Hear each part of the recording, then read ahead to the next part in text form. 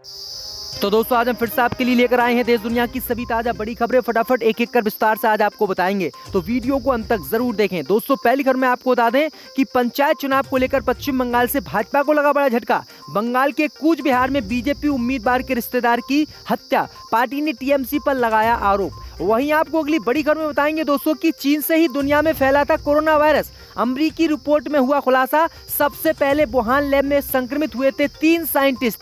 वहीं आपको बताएंगे दोस्तों कि साक्षी मलिक ने बीजेपी सांसद पर फिर से बोला हमला, कहा नाबालिग महिला पहलवान के परिवार को धमकाया गया, जिसके बाद उसने बदला है अपना बयान। वहीं आपको बताएंगे दोस्तों कि हिंदूवादी संगठनों के दबाव के बाद गायब हुई हिंदू महिला दरोगा, मुस्लिम लड़के से करने जा रही थी बरेली में शादी। वहीं आपको बताएंगे दोस्तों कि उत्तराखंड में सरकारी कर्मचारी 6 महीने तक नहीं कर सकेंगे हड़ताल, सरकार ने लगा दी रोक। वहीं आपको बताएंगे दोस्तों कि छत्तीसगढ़ में आदि पुरुष फिल्म पर लग सकता है बैन। सीएम भूपेश बघेल बोले फिल्म में हनुमान जी से बुलवाई गई है बजरंग दल की भाषा। वहीं आपको बताएंगे दोस्तों कि मध्य प्रदेश में विधानसभा चुनाव से पहले भाजपा के लिए बड़ा झटका। छबुआ के उप चुनाव में कांग्रेस ने की जीत हासिल, भाजपा को लगा है यहाँ पर भी बड़ा झटका। तो दोस्तों सभी खबरों को आपको एक एक कर बताने वाले हैं, वीडियो को लाइक कर चैनल को सब्सक्राइब कर दें। इसी बीच पर तो दोस्तों अगली खबर की ओर, तो पंचायत चुनाव को लेकर पश्चिम बंगाल से बीजेपी को लगा झटका। बंगाल के कूच बिहार में बीजेपी उम्मीदवार के रिश्तेदार की हत्या, पार्टी ने टीएमसी पर लगाया हत्या का आरोप। जब दोस्तों आपको बता दें कि पश्चिम बंगाल में पंचायत चुनाव को लेकर बीजेपी को बड़ा झटका लगा है। दरअसल आपको बता दें कि पश्चिम बंगाल में पंचायत चुनाव से पहले जारी हिंसा के बीच कूच बिहार के दिनहाटा में बीजेपी प्रत्याशी के साले की हत्या कर दी गई है। मृतक की पहचान संजू दास के रूप में हुई है। मृतक के परिवार का दावा है कि शंभू दास को शनिवार रात कुछ लोग बुलाकर ले गए और उन्होंने वहीं पर शंभू दास की हत्या कर दी। शंभू का शव पुलिस ने नदी के किनारे से बरामद किया है। भाजपा ने हत्या के लिए सत्तारूढ़ टीएमसी पार्टी को जिम्मेदार ठहराया है और कहा है कि टीएमसी यानी ममता बनर्जी की पार्टी ने ही इनकी हत्या कराई है। तो ये बड़ी अपडेट आई दोस्तों कि पश्चिम बंगाल में विधानसभा चुनाव के बाद अब पंचायत चुनाव में भी भाजपा को बड़े बड़े झटके लग रहे हैं। इसी बीच पर तो दोस्तों अगली खबर की ओर, तो चीन से ही दुनिया में फैला कोरोना। अमरीकी रिपोर्ट में हुआ खुलासा, सबसे पहले वुहान की लैब में संक्रमित हुए थे 3 साइंटिस्ट। जब दोस्तों आपको बता दें कि पूरी दुनिया में लाखों लोगों की जिंदगियां ली जाने वाला कोरोना वायरस चीन से फैला था।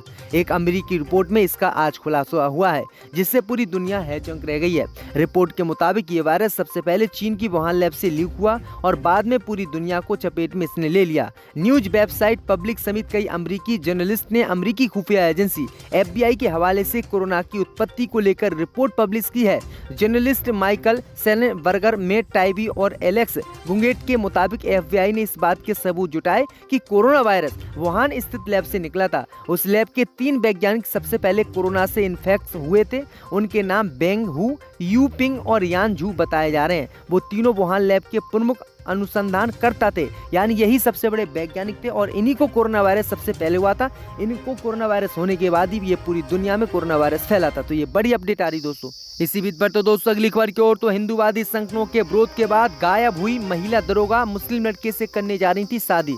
जब दोस्तों आपको बता दें कि हिंदूवादी संगठन और परिवार के दबाव में मुस्लिम युवक से शादी करने पर अड़ी महिला दरोगा गायब हो गई है। दरअसल आपको बता दें कि ये घटना यूपी के बरेली की है। यूपी की बरेली में सुभाष नगर थाने में महिला दरोगा हैं जो मुस्लिम लड़के से प्यार करती हैं और वो उससे शादी करना चाहते हैं। इसी को लेकर उन्होंने एसडीएम को एक अर्जी भी दी थी, लेकिन आपको जैसे ही इस बात की जानकारी उसके परिवार और बरेली के हिंदूवादी संगठनों को पता चली तो उन्होंने विरोध किया, जिसके बाद लोगों के दबाव के कारण महिला दरोगा गायब हो गई है। वहीं आपको बता दें कि पुलिस ने बताया है कि वो थाने भी नहीं पहुंची हैं, उनसे संपर्क किया जा रहा है। संपर्क करने के बाद भी उनसे कोई संपर्क हमारा नहीं हो पा रहा है। तो ये बड़ी अपडेट आ रही, क्योंकि परिवार वालों ने लव जिहाद का आरोप मुस्लिम व्यक्ति पर लगाया था और कहा था कि इन्होंने अपने बहला फुसलाकर मेरी बहन का जो दरोगा है उसका धर्म परिवर्तन कराना चाहते हैं मुस्लिम समाज के लोग और उसे इस्लाम में लाना चाहते हैं। तो ये बड़ी अपडेट आ रही दोस्तों। इसी बीच पर तो दोस्तों अगली खबर की ओर, तो भारत के दुश्मन पर मेहरबान रूस अब खरीदेगा बासमती चावल, कभी कीड़ों की वजह से लगाया था बैन। जब दोस्तों आपको बता दें कि भारत के खास दोस्त और उसके पुराने दुश्मन पाकिस्तान के बीच नजदीकियां बढ़ रही है। तेल के बाद अब दोनों देश चावल के बहाने करीब हो रहे हैं। डॉन अखबार की एक रिपोर्ट के मुताबिक रूस की सरकार ने पाकिस्तान की 15 और चावल कंपनियों को निर्यात की मंजूरी दे दी है, यानी अब पाकिस्तान से रूस चावल खरीदेगा।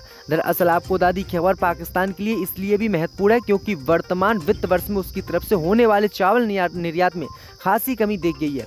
पाकिस्तान के राष्ट्रीय खाद्य सुरक्षा और अनुसंधान केंद्र ने भी बताया है कि हम रूस को चावल भेजेंगे और काफी कमाई रूस से करेंगे, जो भारत के लिए बड़ा झटका माना जा रहा है। इसी बीच पर तो दोस्तों अगली खबर की ओर तो साक्षी मलिक ने बीजेपी सांसद पर फिर बोला हमला। कहा नाबालिग महिला पहलवान के परिवार को धमकाया गया, इसलिए उसने बदला अपना बयान।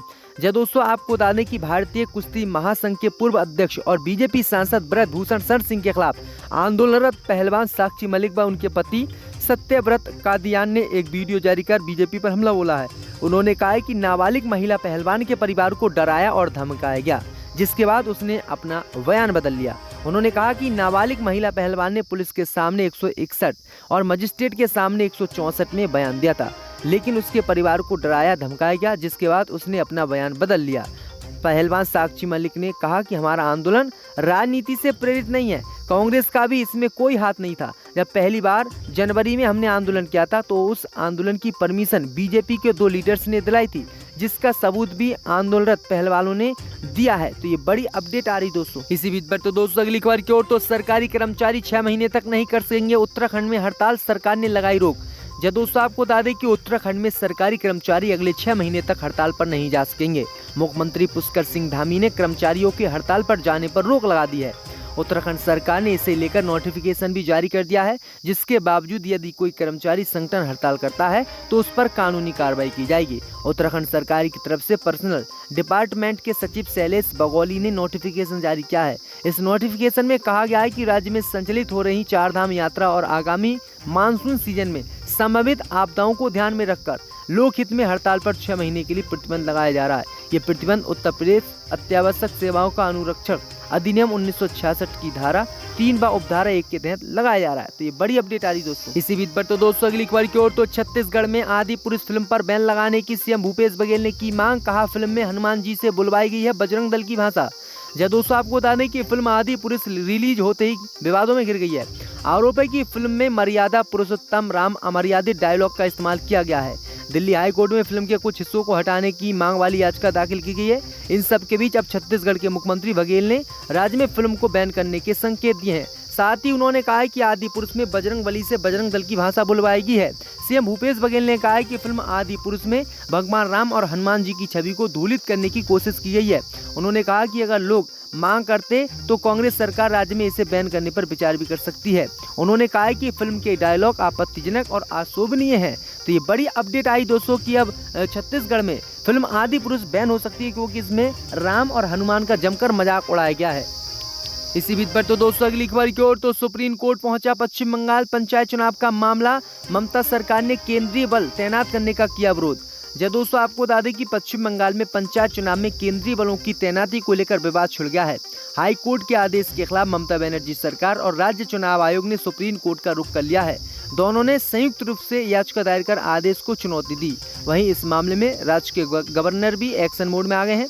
उन्होंने पूरी जानकारी के साथ राज्य चुनाव आयोग के कमिश्नर को तलब किया है। बता दें कि पश्चिम बंगाल में 8 जुलाई को पंचायत चुनाव होने जा रहे हैं। इलेक्शन कमीशन ने चुनाव में नामांकन के लिए सिर्फ 7 दिन का समय दिया है। इतना ही नहीं, हाई कोर्ट ने गुरुवार को ASEC को पंचायत चुनाव के लिए 48 घंटे के भीतर पूरे पश्चिम बंगाल में केंद्रीय बलों की तैनाती करने का आदेश दिया था।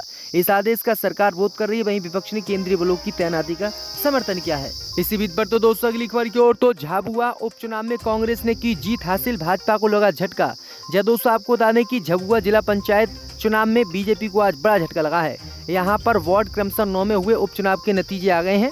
यहाँ से कांग्रेस पार्टी का उम्मीदवार काली बसूनिया ने जीत हासिल की है।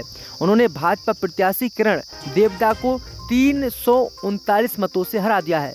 जैसे पारू कटारा यहाँ तीसरे स्थान पर रही हैं। कांग्रेस के लिए जीत इसलिए महत्वपूर्ण है क्योंकि ये क्षेत्र भाजपा अजजा मोर्चा के प्रदेश अध्यक्ष कल सिंह भार का है। चुनावी साल में इस जीत ने कांग्रेस में जोश भरने का काम किया है। तो ये बड़ी अपडेट आई दोस्तों कि कांग्रेस पार्टी लगातार कर्नाटक के बाद पूरे देश में जीत हासिल करती जा रही, जो भाजपा के लिए बड़ा झटका माना जा रहा है। इसी बीच पर तो दोस्तों अगली खबर की ओर तो सपा नेता राम गोपाल यादव बोले 2024 में लोकसभा भाजपा जीती तो ये होगा अंतिम चुनाव। जब दोस्तों आपको बता दें कि समाजवादी पार्टी के राष्ट्रीय महासचिव राम गोपाल यादव ने फिल्म आदि पुरुष के दिखाए जाने के दौरान हनुमान जी को थिएटर में बैठाने पर बीजेपी पर तंज कसा है। उन्होंने कहा कि जो हनुमान जी का दुरुपयोग करेगा वह गड्ढे में जाएगा। कर्नाटक में प्रधानमंत्री ने बजरंगबली का दुरुपयोग किया, वहाँ जो हश्र हुआ वही सबके सामने है। हनुमान जी सही काम करते हैं, इसलिए हनुमान जी ने कर्नाटक में बीजेपी की नली तोड़ दी। इसलिए हमारा नारा लगाया जाता है कि बजरंगबली तोड़ दो दुश्मन की नली। थिएटर में हनुमान जी को बैठाने पर राम गोपाल यादव ने निशाना साधा। उन्होंने कहा कि जो आदि पुरुष फिल्म है उसमें भगवान राम सहित बजरंगबली का भी अपमान किया गया है और रावण का भी अपमान किया गया है। तो ये बड़ी अपडेट आ रही दोस्तों।